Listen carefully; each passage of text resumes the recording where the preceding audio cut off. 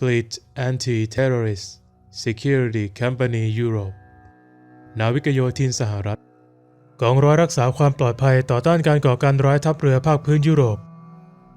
ดำเนินการฝึก Fast Rope การโรยตัวด้วยเชือกเร่งด่วนและการลงทางดิ่ง Rappel ร่วมกับสมาชิก Spanish Marines นาวิกโยธินสเปนจากกองพลน้อยทหารราบนาวิกโยธิน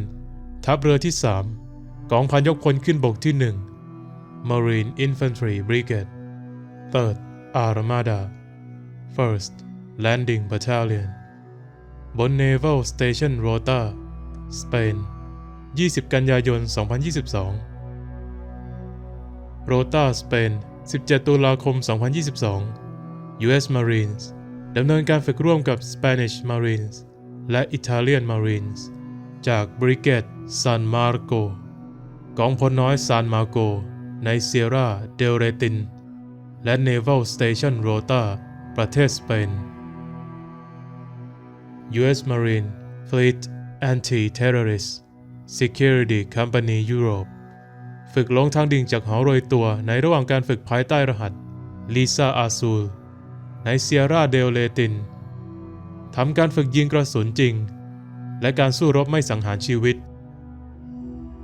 Lance Corporal Alexander Doherty พลยิงปืนกล Machine Gunner Corporal Robert Moss A Fire Team Leader หัวหน้าชุดยิงทำการเดินป่าระยะไกล Corporal Nicholas McCready A Fire Team Leader Lance Corporal Xavier Rains A Basic Security Guard และ Lance Corporal Dalton Noyes ทำการระวังป้องกันเข้าที่กำบังในระหว่างการเดินป่าระยะไกล Lance Corporal Salvatore Fico Basic Security Guard ทำการตรวจเป้าในระหว่างการฝึกยิงด้วยกระสุนจริง US Marines Spanish Marines และ Italian Marines ทำการขว้างระเบิดจำลองในระหว่างการแข่งขัน Sergeant Adam Spradal A Squad Leader ทำการพลิกยางรถยนต์และแบกร่าง Corporal Guy Hunberg A Fire Team Leader ในระหว่างการแข่งขันนาวิกโยธินสหรัฐทำการว่ายเข้าฝั่งในระหว่างการแข่งขัน US Marines Spanish Marines และ Italian Marines ทำการเคลื่อนย้ายกำลังพลบาดเจ็บสูญเสียจำลอง Casualty ในระหว่างการแข่งขันซึ่งเป็นส่วนหนึ่งของการฝึกใน Rota สเปนร่วมแบ่งปันมื้ออาหารระหว่างการฝึก Lisa Azul ในเมืองซานเฟอร์นันโดสเปนเข้ารับรางวัลและร่วมรับประทานอาหารใต้เต็นท์หลังการแข่งขันที่เมืองโรตาประเทศสเปนวันที่ 19 กันยายน Lisa Azul เป็นการฝึกซ้อมร่วมระดับชาติระหว่างกำลังรบพ้นทะเลสหรัฐและสเปนมีเจตนาเพื่อเพิ่มประสิทธิภาพขีดความสามารถและการทำงานร่วมกันผ่านการแลกเปลี่ยนข้อมูลและปฏิบัติการรบผสมร่วมกับหุ้นส่วนและพันธมิตร Lisa Azul เป็นการฝึกซ้อม2ฝ่ายประจำปีที่จัดขึ้นบน Naval Station Rota and Sierra del Retin และมุ่งเน้นไปที่ทักษะที่สำคัญเช่นการยิงด้วยกระสุนจริงเทคนิคการแขวนเชือกห้อยตัวจากเฮลิคอปเตอร์กลางอากาศการต่อสู้ที่ไม่อันตรายถึงชีวิตและสมรรถภาพทางกายเพื่อส่งเสริมมิตรภาพและรักษาความสามารถการทำงานร่วมกันระหว่างกองกำลังสหรัฐและพันธมิตรและพัฒนาความร้ายแรงของพลังทำลายในปฏิบัติการความมั่นคงและการทหารราบ The Fleet Anti-Terrorist Security Team FAST หมวดทหารราบเป็นหน่วยหัวกะทิของนาวิกโยธินสหรัฐที่สามารถเข้าวางกำลังได้อย่างรวดเร็วเพื่อปรับปรุงการรักษาความมั่นคงณที่ตั้งปฏิบัติงานของรัฐบาลสหรัฐทั่วโลกในทันทีและยังสามารถเข้าวางกำลังเป็นกองกำลังตอบโต้เร็วของทหารราบอีกด้วยนอกจากนี้หน่วยนี้ยังให้การป้องกันภัยคุกคามระดับสูงแก่เจ้าหน้าที่และนักการทูตระดับสูงภายในสภาพแวดล้อมที่เข้มงวดกองร้อย FAST ก่อตั้งขึ้นในปี 1987 โดยจัดให้มีกองกำลังรักษาความปลอดภัยพ้นทะเลเร่งด่วนในระยะเวลาจำกัดเพื่อปกป้องเรือสำคัญสินทรัพย์ระดับชาติและบุคลากร FAST ดูแลรักษาหมวดทหารที่เคลื่อนย้ายเข้าวางกำลังส่วนหน้าตามคำสั่งของกองทัพเรือต่างๆทั่วโลก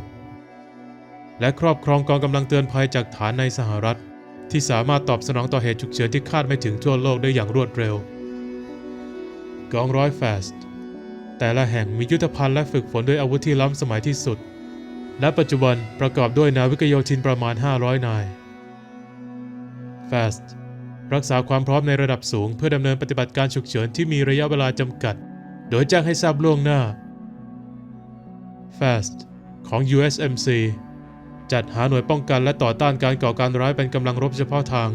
ให้กับทั้งกองทัพเรือสหรัฐและนาวิกโยธิน Naval Station Rota NAVFTA Rota มีบทบาทสำคัญในการสนับสนุนวัตถุประสงค์และการป้องกันประเทศของเราโดยให้การสนับสนุนด้านโลจิสติกส์การขนส่งที่ไม่มีใครเทียบและการมีอยู่เชิงกลยุทธ์ของกำลังพลกองทัพและพันธมิตรทั้งหมดของเรา NAVFTA Rota สนับสนุนกองทัพเรือยุโรปแอฟริกากลาง Naval Forces Europe Africa Central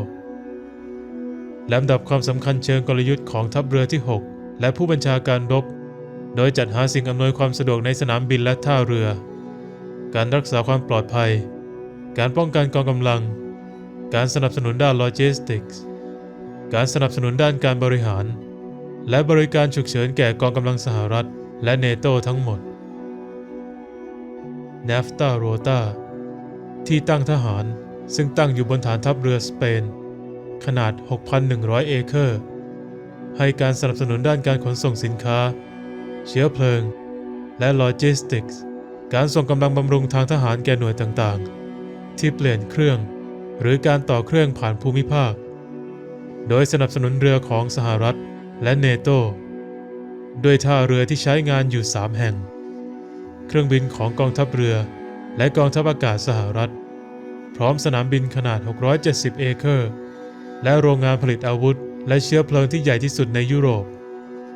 ทั้งหมดนี้ตั้งอยู่ภายในแนวรั้วที่ปลอดภัยเพียงแนวเส้นเดียวภายใต้การแนะนำของข้อตกลงว่าด้วยความร่วมมือด้านกลาโหม ADC Agreement on Defense Cooperation กองทัพเรือสหรัฐและสเปนทำงานร่วมกันและแบ่งปันสิ่งอำนวยความสะดวกต่างๆมากมาย Kingdom of Spain ราชอาณาจักรสเปนเป็นพันธมิตรที่สำคัญมากของสหรัฐอเมริกาในการฉายอำนาจทางทหารไปยังทะเลเมดิเตอร์เรเนียนแอฟริกาเหนือและตะวันออกกลางเรามีผลประโยชน์ด้านความปลอดภัยร่วมกันอย่างมีนัยสำคัญและสเปนก็สนับสนุนการส่งกำลังเคลื่อนย้ายเข้าวางกำลังจัดขบวนรบและปฏิบัติการของกองกำลังสหรัฐมาโดยตลอดโดยกองกำลังสหรัฐจะออกจากสเปนโดยตรงไปทางอากาศสู่น่านฟ้าและพื้นที่ทางทะเลระหว่างประเทศวิสัยทัศน์ของ NAVFTA Rota คือการยังคงความเป็นเลิศอย่างต่อเนื่องในฐานะที่ตั้งทหารทางเรือที่มีตำแหน่งเชิงกลยุทธ์ที่ยั่งยืนโดยให้การสนับสนุนการปฏิบัติงานและโลจิสติกส์แก่หน่วยบัญชาการผู้ถือครองทั้งหมดและนักรบที่ทำการแวะเปลี่ยนเครื่องผ่านแดน NAVFTA Rota Base Naval de Rota Base Naval de Rota เป็นฐานทัพเรือสเปนสหรัฐอเมริกาที่บัญชาการโดยพลเรือตรีสเปน Spanish Rear Admiral NAVFTA Rota ตั้งอยู่ในโรตาในจังหวัดกาดิสเป็นชุมชนทหารอเมริกันที่ใหญ่ที่สุดในสเปนซึ่งเป็นที่ตั้งของกองทัพเรือสหรัฐและนาวิกโยธินสหรัฐนอกจากนี้ยังมีกำลังรบขนาดเล็กของกองทัพบกสหรัฐและกองทัพอากาศสหรัฐ